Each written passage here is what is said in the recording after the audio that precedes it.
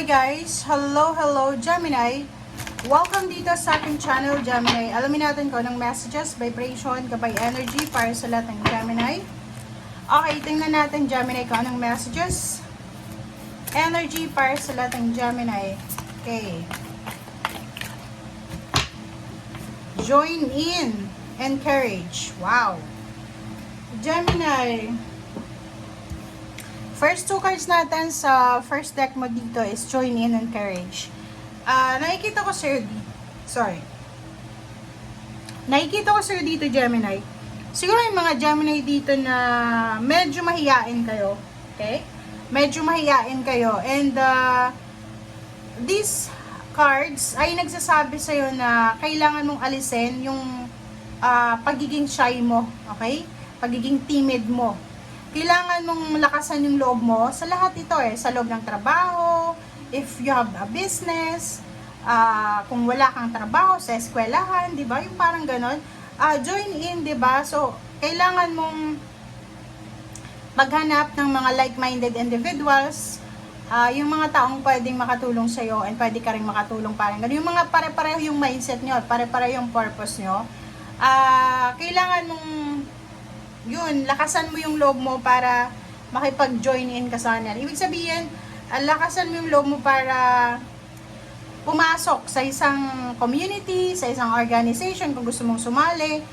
And lakasan lang yung loob sa ngayon. And yung sinasabi sa'yo dito ng card na courage, sa lahat yan diba? Sa panahon ngayon, kailangan natin ng lakas loob. Pag wala kang lakas loob ngayon, pag-iiwanan ka diba? Kasi kung makikita mo, lakas loob yung puhunan ngayon diba? Tingnan mo yung mga artista, tingnan mo yung mga nagti-TikTok ngayon, yung nasa Facebook Reels, diba? Kumikita sila dahil sa lakas loob nila So, kailangan mo yan lakas loob. Kailangan mo yun. Okay? So, Nine of Cups is emotional happiness, wish fulfillment. Isang emotional dreams, isang emotional plans mo lang. Ito, na posibleng mangyari. Pwedeng merong mga celebration, incoming celebration, incoming emotional gatherings. Parang gano'n, may mga kasal, fiesta, or anything. Yung Nine of Cups dito is all about, tawag dito, yung family ties, yung strong relationship. So, nakikita ko sir dito na isang okasyon ang posibleng darating sa'yo, Gemini, na pwedeng makatulong para maging strong yung bind, parang gano'n, strong yung attachment mo sa iyong kapamilya, sa iyong kaibigan, or sa kung kanina pa. Okay, so dito sinasabi na judgment. Sinasabi sa'yo dito na may mga pagkakataon talaga na magkakaroon ng okasyon sa pamilya, sa komunidad. Kailangan mong lakasan yung loob mo, Gemini, para makipag-join in ka sa kanila, diba? Celebrate with them, celebrate. Yung judgment na ito, sinasabi sa'yo, lumabas ka sa comfort zone mo, Gemini, okay? Lumabas ka sa comfort zone mo, tingnan mo sa paligid mo, ang dami-daming maganda na pwedeng simulan, pwedeng makipagkaibigan, pwede kang makahanap ng mentor, pwede kang makakita ng iba't ibang klaseng tao, parang gano'n. So, dito sa judgment, sinasabi na, literal, lumabas ka sa comfort zone mo, okay? Lumabas ka sa comfort zone mo, okay? Ang next card natin is the Moon. Makinig ka sa sinasabi na yung intuition, but iwasan mong matakot. Okay? Kasi parang nakikita ko sa'yo dito, Gemini, masyado kang matatakotin. Okay? The Sun. Ito yung pinakamasayang tarot card sa lahat ng tarot cards. Okay? So, the Sun sinasabi, huwag kang matakot kasi may incoming, upcoming happiness, joyful celebration, joy, happiness, balance, harmony, lahat ng klase ng kaligayahan, etong the Sun. Pwede may isa-celebrate ka na success ng family, success mo, relationship success, parang ganon, family, financial success, parang ganon. So, ihanda mo yung sarili mo instead na matakot ka, instead na mag-alala ka, ihanda mo yung sarili mo para dito sa blessings nito. Okay? Wow. So, yun. Isa sa posibleng darating sa'yo is all about investment, business, openings, business ideas, mga like-minded nga diba? So, pwedeng makatagpo ka ng mga tao na pwedeng makatulong sa'yo sa pagka-create ng business, makatagbo ka ng isang tao na pwedeng makatulong sa'yo para mapadali yung takbo ng iyong financial success. So, yun, kailangan mong ihanda ang sarili mo.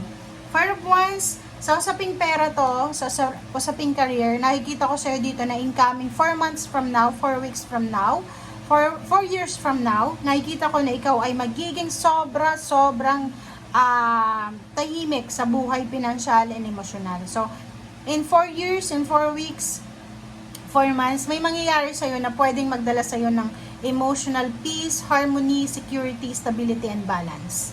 Okay? Next card natin is Princess of Cups.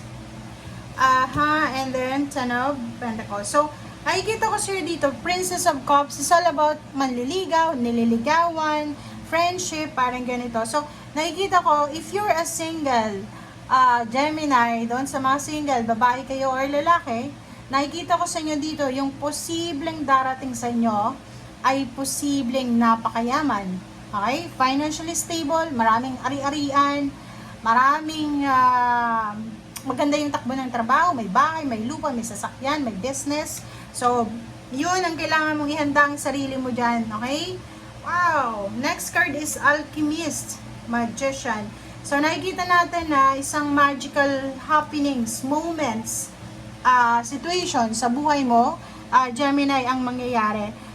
Nakikita ko sir dito na bibigyan ka ng ating universe, ng ating Panginoon, ng pagkakataon para makapamili. So, choices and decision. So, kung ano man tong blessings na darating sa'yo, kung ano mang milagro yan, in terms of money, career, information, communication, ideas, sinasabi sa'yo dito na brace yourself. Yan, dami yung sarili mo kasi, yun nga, kumapit ka. Ang daming choices, marami kang pagdedesisyonan. But beware kasi sa dami-daming blessings, sa dami-daming biyaya, talagang mapapagod ka, makakaramdam ka ng pagka-drain, wasted, or anything man. Okay?